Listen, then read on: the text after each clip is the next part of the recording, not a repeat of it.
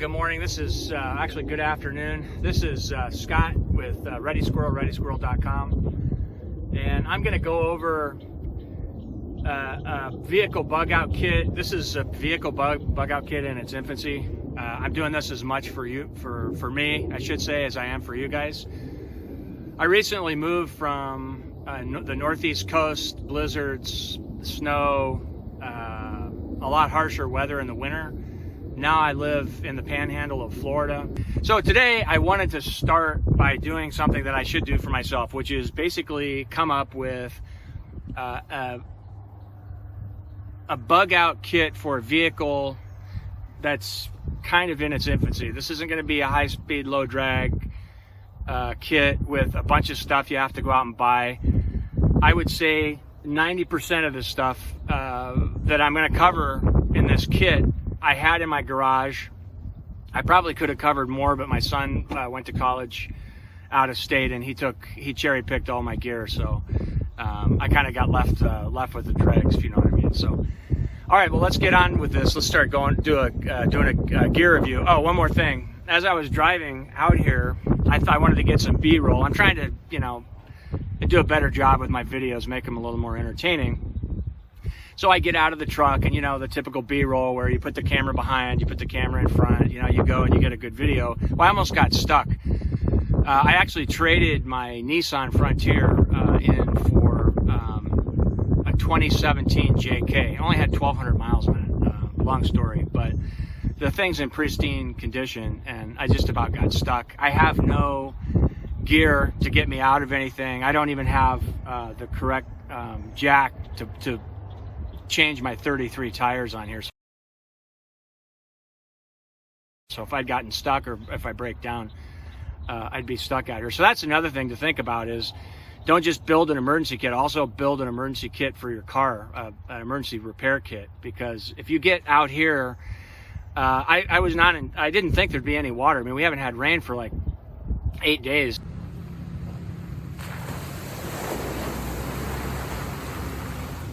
And there's some berms with cuts in them that have water that's like 4 feet deep, and I didn't have it in four-wheel drive. I was just petering around in two-wheel drive, so I ended up having to go into four low to get it out of there.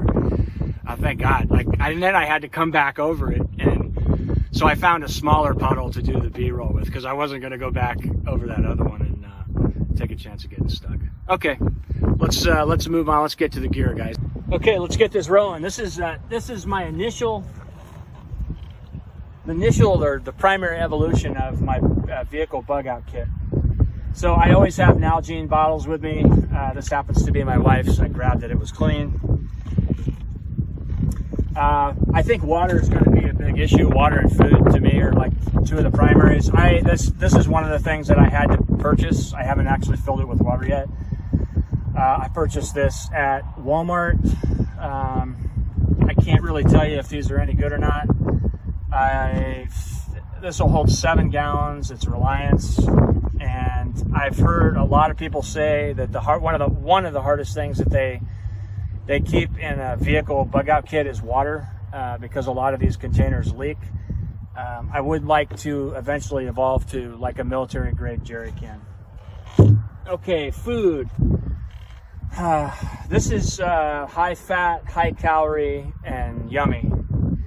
But I'm not sure how long this would actually last in the car with the heat here. So this is kind of a test peanut butter. I took it out of my emergency food stores. These are, I really need to amp my food up also. I took a bag of, 2 bags actually, a bag of black beans from my emergency food storage. These are an oxygen-free storage, as is the white rice. These are not ideal for being on the move. You got to cook them. You got to have enough water to boil. But I like the idea of having some calories. I also want to get SOS bars for this kit, which I do not have, like the Life Raft bars. I've got 2 Mountain House adventure meals. I've got a chili mac and a chicken fried rice. I know these are super expensive, but pretty much any kind of food that's going to be good, that's quick cook for your vehicle bug out bag is going to be a pain to cook. You're going to have to heat it or you're going to have to boil water, unless you just want to live on like Cliff Bars or something like that, which I don't necessarily want to do. A pair of leather gloves, slightly worn. These babies aren't cheap. I use these a lot in the yard when I'm working with wood and stuff. They say if you injure your feet or your hands, you've reduced your abilities to survive by like 50%. So having gloves when you're doing work is important. I've got a set of cheap Barska lenses. What I like about these, not necessarily this model, but the idea, the concept of having these, you don't have to drive up on something. You know, you can kind of hide and work your way up to an area to see if it's secure, see if it's safe, see what's going on. You know, look for a forest fire, look for traffic jams, look for some kind of civil unrest. And you can get these, you can get binoculars like these, field binoculars, pretty inexpensively. I'm not saying these are good or bad or anything else. So this is more of a concept video. The material that I have in here, again, is just stuff that I got out of my garage, other than the water thing, and I think one other thing in here, which was, you can see this is not organized yet. I just started doing this. The other thing that I bought was some lighters. I don't know. I think I might have actually left those in the truck. I've got 2 basic first aid kits. I do not have a trauma kit. I need a trauma kit. I need to build one. These are just, you know, your basic boo-boos, basic cuts and scrapes, ointment, medical gauze, Band-Aids, stuff like that. That's a tripod. That's for videoing. That wouldn't be in my kit. I've got one of these Eaton emergency radios. I see a lot of people talking about these. I've actually tried to charge my phone with this before. I'm trying to think of where the USB port on this is. Yeah, there's a USB port there to charge an iPhone. Good luck with that. I was not able to get it to charge my phone. Literally impossible. Also, to get the radio to work, you've got to crank a long time. I mean, like, it's brutally long amount of time for the amount of radio you get out of it. But the one thing that I do like about this radio is the flashlight. You can crank this sucker, and it gives you light pretty quick.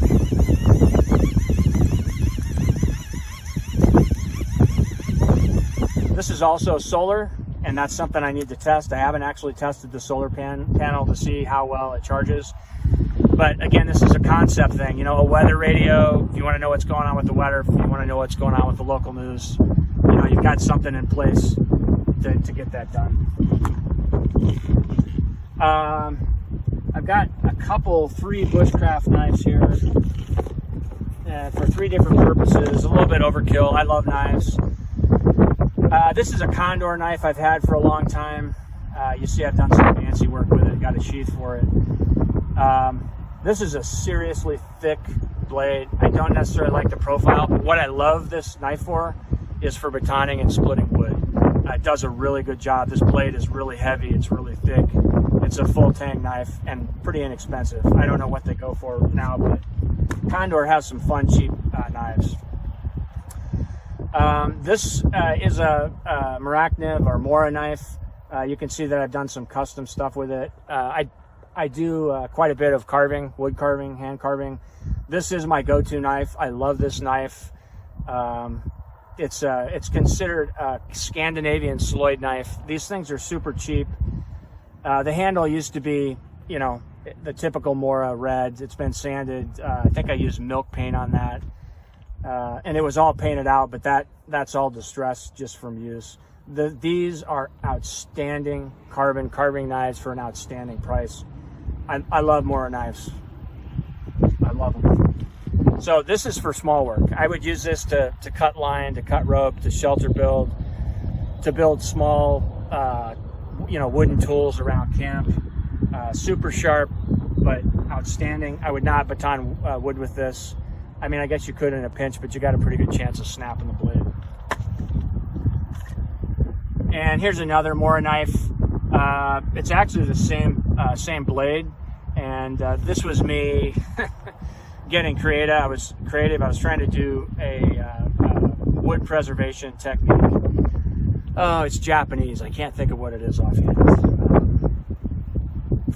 Yeah, I can't think of what it is, but you basically burn wood and it preserves it. And then you cover it with linseed oil or another oil that you like.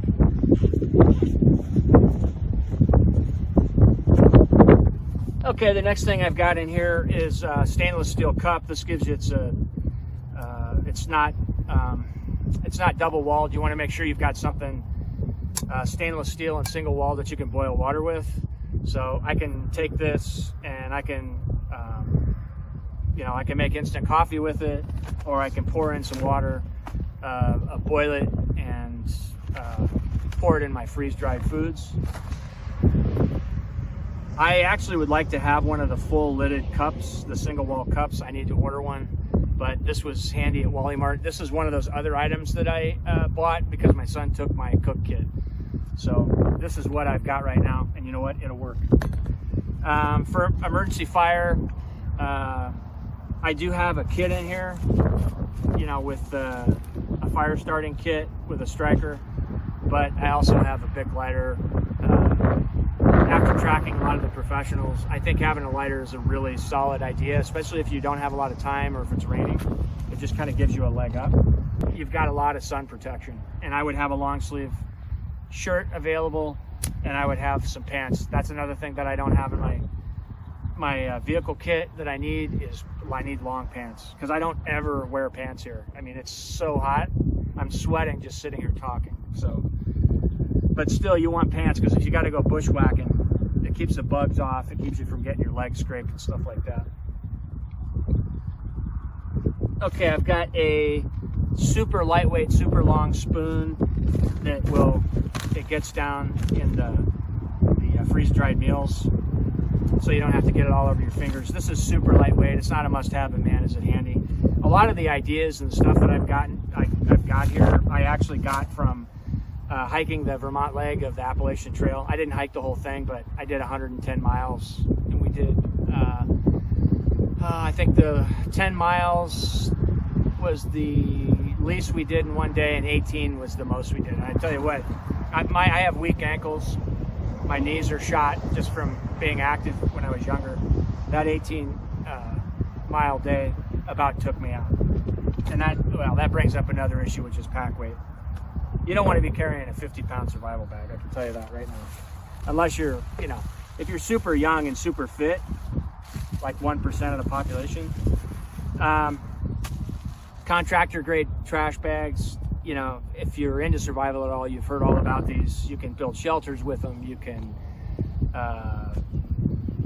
use them as a ground cover. You can fix a car window with them. You can block wind with them. A lot of things that you can do with these. Zip ties, same thing. Just allows you to quickly and easily attach one thing to something else. I mean, you can use it on tarps.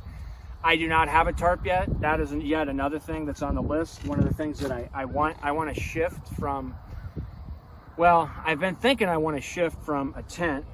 This is the tent that I used on the AT. It's a one-man with poles. It's not ultra light, because to get ultra light, you're talking like $400 or $500 for a super good tent.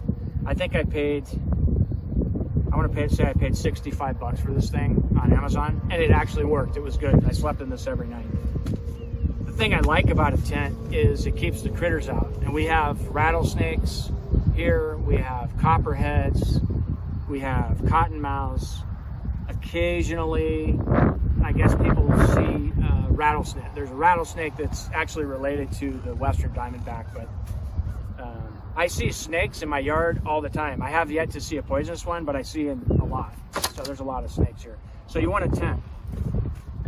I've got some extra ditty bags here that I haven't done anything with, so I'm not even going to talk about those. As you can tell, this is not ultra organized yet, because I haven't really decided what's going to go in here. I've got some paracord here that's kind of shot. It needs to have the ends done, but it's a good idea to have some line. If you want to run a ridge line for a tarp tent, If you need to tie something up in camp, if you need to make a tripod, this stuff is golden. Another ditty bag, a space blanket, another space blanket, batteries for my headlamp. Where'd it go?